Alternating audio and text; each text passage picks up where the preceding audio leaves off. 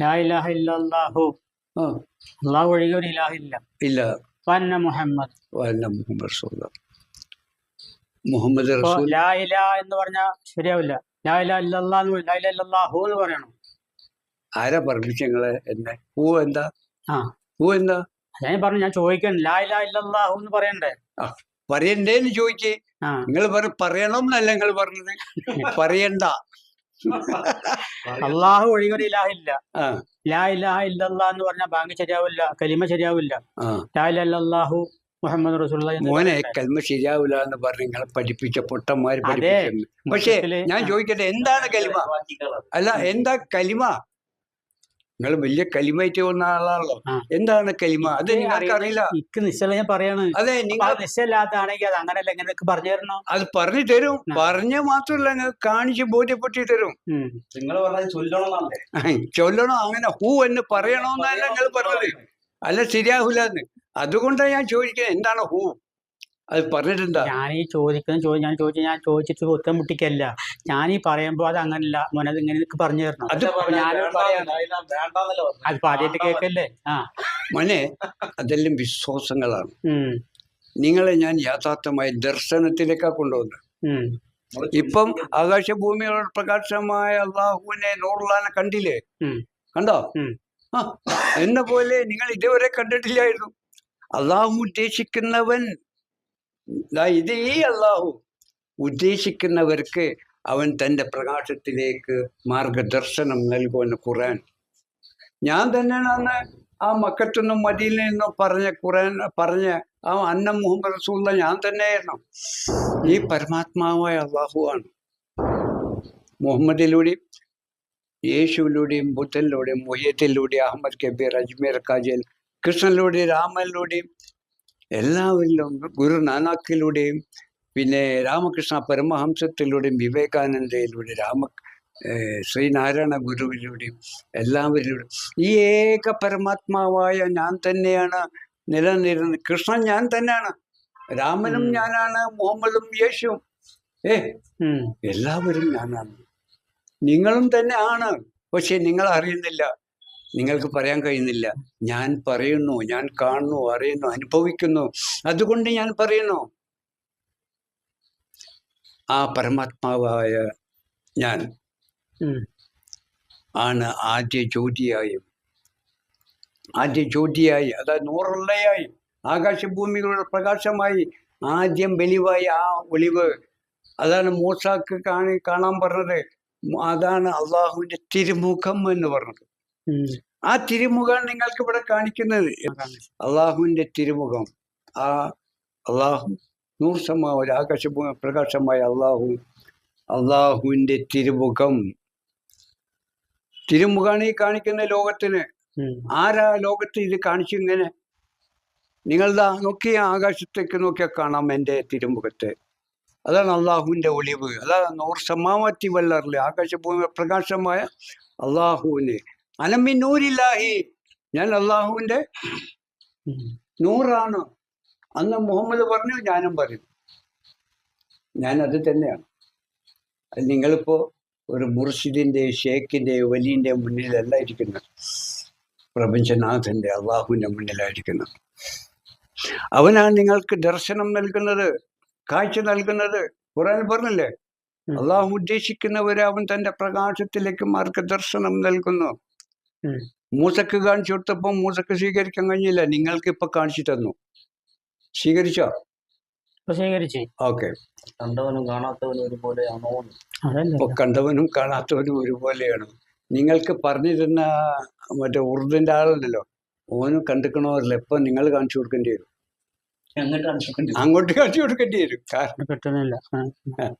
അല്ല, നിങ്ങൾ സൗകര്യം ചോദിച്ചാൽ ആകാശഭൂമികൾ പ്രകാശമാണ് അള്ളാഹു എന്ന് പറഞ്ഞു. ഓന്റെ പേരെന്താ? ഓനോട് ചോദിച്ചാൽ നീ കണ്ടിക്കണമെന്ന്, അല്ലെങ്കിൽ നിന്റെ ഗുരു കാണിച്ചു കണ്ടിക്കണമെന്ന് ചോദിച്ചാൽ അപ്പൊ നിങ്ങൾക്ക് മുഴുവൻ റിസൾട്ട് കിട്ടി. നിനക്ക് ഗുരു കാണിച്ചു തന്നിക്കണമെന്ന് ചോദിച്ചാൽ അപ്പൊ മുഴുവൻ ഗുരുവിനെ നിങ്ങൾക്ക് മനസ്സിലായി. ഇതൊന്നും കാണിക്കാത്ത ഒരു പണ്ഡിതനാണ് ഓ ഗുരു എന്ന് പറഞ്ഞത്, മുർഷിദ് എന്ന് പറഞ്ഞത്. ഓക്കെ, ആ അറിയില്ല എന്ന് പറഞ്ഞാൽ തീർന്നില്ല. അവർക്ക് ആരാന്ന് മനസ്സിലാവുമല്ലോ നിങ്ങൾക്ക്, അല്ലേ? കണ്ടിട്ടില്ല എന്ന് പറഞ്ഞു. അപ്പോൾ അത് വിടുക. നിങ്ങൾക്ക് മുന്നിൽ കാണിച്ചു തന്ന് ആ അള്ളാഹുവിനെ അല്ലെ ഈശ്വരനെ കൊണ്ട് നടക്കുക. അപ്പോൾ എല്ലാം കൂടെ പറഞ്ഞാൽ നിങ്ങൾക്കൊന്നും തലയിലുണ്ടാവില്ല, എല്ലാം മറന്നു പോകും. അപ്പോൾ കുറേശ്ശെ ഇപ്പോൾ പാട്ട് പഠിക്കാൻ ഞാനെപ്പോഴും പറയും, പാട്ട് പഠിക്കണമെങ്കിൽ ഒരു 25 വരിയാണെങ്കിൽ പാട്ട്, അത് 2-3 വരി പഠിച്ച് അടുത്ത 2-3 വരി പഠിച്ച് അങ്ങനെ. പിന്നെ ഗ്രന്ഥം പഠിക്കുകയാണെങ്കിൽ ഖുർആൻ പഠിക്കുകയാണെങ്കിൽ ഒക്കെ കുറേശ്ശെ ഒന്നായിട്ട് പഠിച്ച തല കയറില്ല എന്ന പോലെ. ഇനി ഞാൻ സംസാരിക്കണോ നിങ്ങളോട്? വീഡിയോയിൽ ഇതുപോലെ കാണിച്ചുകൊണ്ടിരിക്കുക. ഞാനിപ്പോ ഇങ്ങോട്ട് വരാൻ കാരണം തന്നെ എന്താ, യൂട്യൂബ് ഇങ്ങനെ പെട്ടെന്ന് ഇന്നലെ രൂപം കണ്ട് എന്തായാലും താഴെയുള്ള ആളായിട്ട് ഞാൻ വീണ്ടും നോക്കി നമ്മളേക്കും ഇങ്ങനെ ഇപ്പൊ സംസാരം ഞാൻ മുന്നേ കേട്ടിട്ടുണ്ടല്ലോ. അപ്പൊ ഞാൻ വീണ്ടും നോക്കാൻ തുടങ്ങി, എങ്ങനെ സമയം കിട്ടുമ്പോഴൊക്കെ ഡെയിലി. അപ്പൊക്കെ തോന്നി പിന്നെ ഞാൻ കാണണം, അങ്ങനെ കണ്ടതാണ്. ഇപ്പൊ എനിക്ക് എന്റെ മനസ്സിലൊരു ആഗ്രഹം കാണണം. അല്ല ഇപ്പൊ കണ്ടില്ലേ നിങ്ങൾ ആകാശത്താ എന്നെ കണ്ടത്. അപ്പൊ ഇനിയിപ്പോ ഇടയ്ക്ക് എപ്പോഴും വരാൻ എനിക്ക് പറ്റില്ല, കാരണം എനിക്ക് അവിടെ ഒരുപാട് വഴിയുണ്ട്. നിങ്ങൾ കോയമ്പത്തൂരായാലും ലണ്ടനിലായാലും അമേരിക്കയിലായാലും ദുബായിലായാലും എന്നെ എപ്പോഴും മുകളിൽ നോക്കിയാൽ കാണാൻ നിങ്ങൾ. നിങ്ങൾ എന്റെ മനസ്സിലുണ്ട്. ഖുറാനിലെല്ലാം പറയണേ, നോക്കുന്നവർക്ക് അലങ്കാരമാക്കി വെച്ചിരിക്കുന്നു. അത് അറബിയിൽ പറയുന്നുണ്ട് അതിനെപ്പറ്റി. അധിക മനോഹര നൂറുള്ള അഹമ്മദ് നബിയിൽ സൊല്ലുള്ള അഗദിജയാൽ ഹബീബുള്ള ആമന്നാ ബി റസൂലില്ലാഹ്. ആ നൂറ് മീം ഇറങ്ങി വന്ന ബി റസൂലുള്ളാഹ്. അതാണ് നിങ്ങൾ മുന്നിലിരിക്കുന്ന ഇത്. അല്ല ഇത് നിങ്ങളൊരു വലിയെന്നോ ഷേഖെന്നോ മുർഷിദെന്നോ എന്നെ വിളിക്കരുത്. എന്നെ അള്ളാഹു എന്നോ ഈശ്വരനെന്നോ വിളിച്ചാൽ മതി. ഈശ്വരനെന്നോ അങ്ങനെ വിളിക്കാനും പറ്റില്ലല്ലോ. അതെന്താ? അള്ളാഹു ഞാൻ സ്വീകരിക്കുന്നു.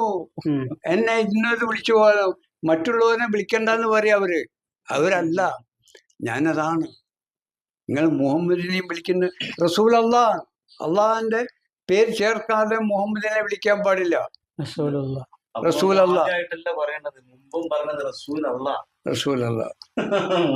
പക്ഷെ നിങ്ങൾ അറിയുന്നില്ല അത്. എന്നിട്ട് ഈ പ്രഭാഷകന്മാര് മുഹമ്മദിന്റെ പേര് പറയുമ്പോൾ നിങ്ങൾ സല്ലല്ലാഹു അലൈഹി വസല്ലം എന്ന് പറയണം, അല്ലെങ്കിൽ അവര് ചീത്ത പറയൂലേ. അള്ളാന്റെ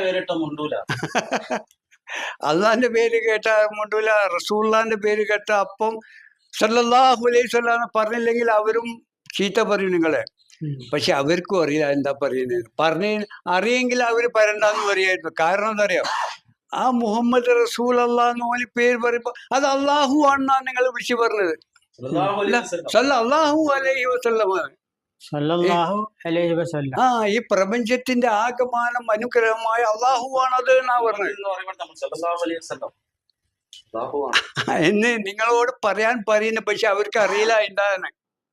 അതുകൊണ്ടാ പറയാൻ പറയുന്നത്, നിങ്ങൾക്കും അറിയില്ല. ഇതാണ് ഇസ്ലാമിക ലോകം. ഓക്കെ.